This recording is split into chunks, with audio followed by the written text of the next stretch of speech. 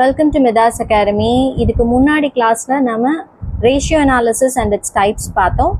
அதில் liquidity ratios அந்த liquidity ரேஷியோட types பார்த்துருக்கோம். நம்ம அந்த டைப்ஸில் கரண்ட் ரேஷியோங்கிறது ஒரு பர்டிகுலர் லிக்விடிட்டி ரேஷியோட டைப்பு. அதில் இப்போ நம்ம ப்ராப்ளம்ஸ் பார்க்க போகிறோம். ஓகே, ரெடியா? ஓகே, கரண்ட் ரேஷியோவோட ஃபார்முலா என்ன? Current assets divided by current liabilities. இப்போ இந்த ப்ராப்ளம் பார்க்கறதுக்கு முன்னாடி நம்ம கரண்ட் அசெட்ஸில் என்னென்ன வரும், கரண்ட் லைபிலிட்டிஸ்னால் என்னென்ன வரும் நம்ம தெரிஞ்சுக்கணும் இல்லையா? இப்போது இந்த கரண்ட் அசெட்ஸில் என்னென்ன இருக்குது? கரண்ட் இன்வெஸ்ட்மெண்ட் அப்படின்னா இப்போ எதுலையாவது இன்வெஸ்ட் பண்ணியிருக்காங்களா அந்த கம்பெனி. அப்புறம் இன்வென்ட்ரிஸ்னால் ஒன்றும் இல்லைப்பா, ஸ்டாக், எதெல்லாம் ஸ்டாக் பண்ணி வச்சுருக்காங்களோ அதெல்லாம் இன்வென்ட்ரிஸ். அப்புறம் ட்ரேட் ரிசீவபிள்ஸுங்கிறது டெட்டாஸ் அண்ட் பில்ஸ் ரிசீவபிள்ஸ் நம்மளுக்கு வர வேண்டி இருக்கிறது. Cash and cash equivalents, short term loans, ஏதாவது சின்ன குறைவான நாட்களுக்காக வாங்கியிருக்கிற லோன்ஸு அண்ட் அட்வான்ஸஸ். அதுக்கப்புறம் மற்ற கரண்ட் அசெட்ஸுங்கிறது ப்ரீபெய்டு எக்ஸ்பென்சஸ். நம்மளுக்கு அந்த பொருள் அந்த கம்பெனிக்கு வரவே இல்லை, ஆனால் அதுக்கு ஒரு ப்ரீபெய்டு அமௌண்ட் பே பண்ணி வச்சுருக்கோம். இப்போ ப்ரீபெய்டு மொபைல் ரீசார்ஜ் பண்ணுறோம் இல்லையா, அது மாதிரி ப்ரீபெய்டு எக்ஸ்பென்சஸ். அட்வான்ஸ் டேக்ஸை முன்னாடியே பே பண்ணி வைக்கிறது. அக்ரூடு இன்கம், நம்மளுக்கு கண்டிப்பாக வரும்னு நம்மளுக்கு தெரிகிற ஒரு இன்கம். இன்னும் கிளியராக சொல்லணும்னா அக்ரூடு இன்கம்ங்கிறது என்னென்னா, இப்போ நம்ம ஒருத்தருக்கு 10,000 ரூபா பணம் கொடுத்துருக்கோம், அதுக்கு நம்மளுக்கு இன்ட்ரெஸ்ட் நம்ம வாங்குகிறோம் அப்படின்னா அந்த இன்ட்ரெஸ்ட் கண்டிப்பாக நம்மளுக்கு வரும் அப்படின்னு தெரியும். அப்போ கைக்கு இன்னும் வரல, ஆனால் கண்டிப்பாக வரும், அந்த ஒரு இன்கம் வரும் அப்படின்னு நம்மளுக்கு தெரியும், இன்ட்ரெஸ்ட் அமௌண்ட்டு. அது மாதிரி வர்ற இன்கம்மை நம்ம என்னன்னு சொல்லுவாங்க? அக்ரூடு இன்கம் அப்படின்னு சொல்லுவாங்க. நெக்ஸ்ட் கரண்ட் லயபிலிட்டிஸ் பார்த்தீங்கன்னா, ஷார்ட் டேர்ம் பாரோயிங்ஸ், குறைந்த நாட்களுக்கு யார்கிட்டயோ கடன் வாங்கியிருக்கிறது. ட்ரேட் பேயபிள்ஸ், எகைன் இதுவும் கிரெடிட்டார்ஸ் அண்ட் பில்ஸ் பேயபிள்ஸ், நம்ம கம்பெனி பே பண்ண வேண்டி இருக்கு அப்படிங்கிறது நம்மளுக்கு தெரியும். அப்புறம் மற்ற கரண்ட் லைபிலிட்டிஸ், வேறு ஏதாவது பே பண்ண வேண்டி இருக்கிறது. ஷார்ட் டேர்ம் ப்ரொவிஷன்ஸ், இது ரொம்ப முக்கியமான ஒரு விஷயம். For example, short term provisions எப்படி புரிஞ்சுக்கலாம் அப்படின்னா, கம்பெனியில் ஒர்க் பண்ணுற எம்ப்ளாயீஸ்க்கு நெக்ஸ்ட் இயர் போனஸ் கொடுக்கணும் அப்படிங்கிறது கம்பெனிக்கு தெரியும். அப்போ அதுக்கு இவ்வளோ அமௌண்ட் கொடுக்க வேண்டியிருக்கு, ஒரு 50,000 நம்ம போனஸாக கொடுக்க வேண்டி இருக்கு அப்படிங்கிறதோ, இல்லை 1 இயர்க்குள்ளே இந்த அமௌண்ட்டை கம்பெனி செட்டில் பண்ண வேண்டி இருக்கு அப்படிங்கிற அந்த மாதிரி கணக்குகளை எல்லாம் என்ன பண்ணுவாங்க? ஷார்ட் டேர்ம் ப்ரொவிஷன்ஸ் அப்படின்னு எடுத்துக்குவாங்க. இப்போ இந்த சம்மில் இது வெறும் ரொம்ப சிம்பிளான சம். இதில் பார்த்தோம்னா எதெல்லாம் கரண்ட் அசெட்ஸ், எது கரண்ட் லைபிலிட்டிஸ் அப்படின்னு தனியாக நம்ம சொன்னதை வச்சு புரிஞ்சுக்க முடியும். Inventories current assets, trade receivables current assets, advance tax current assets, cash and cash equivalents current assets. அப்போ trade payables and short term borrowings மட்டும் கரண்ட் லைபிலிட்டிஸில் நம்மளுக்கு வந்துடும்.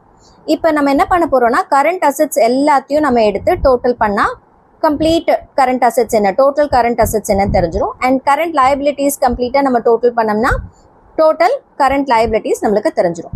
இப்போ எடுத்து டோட்டல் பண்ணுவோமா?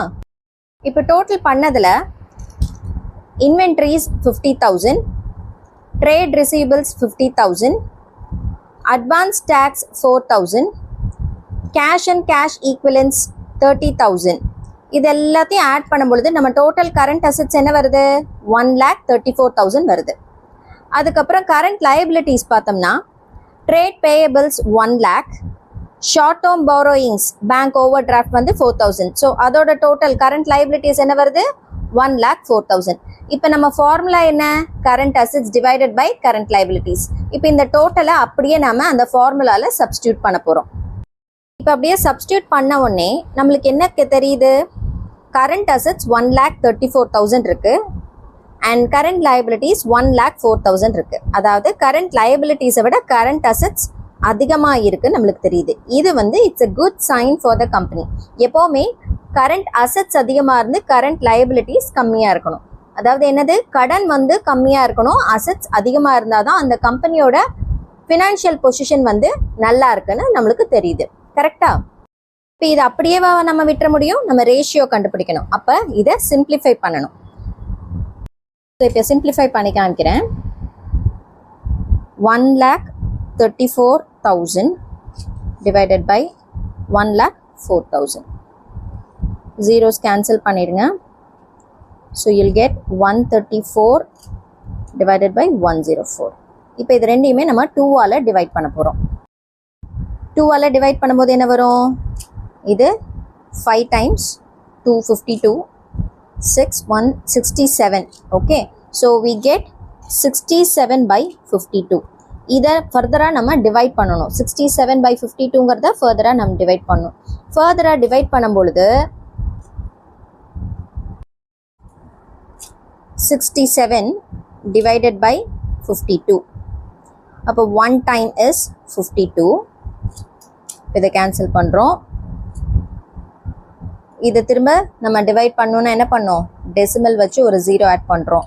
So 52 into 2 is equal to 104 and 52 into 3 is equal to 156.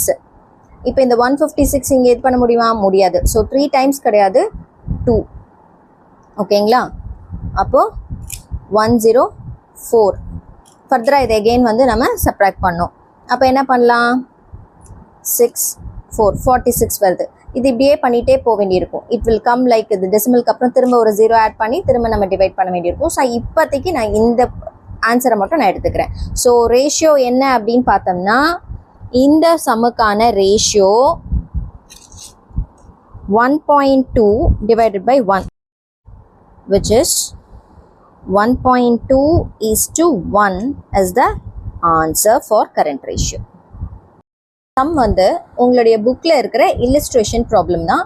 ஃபர்தராக நம்ம இன்னும் நிறைய ப்ராப்ளம்ஸ் பார்க்க போகிறோம். Thank you for subscribing the channel and please do watch for more videos and thank you so much.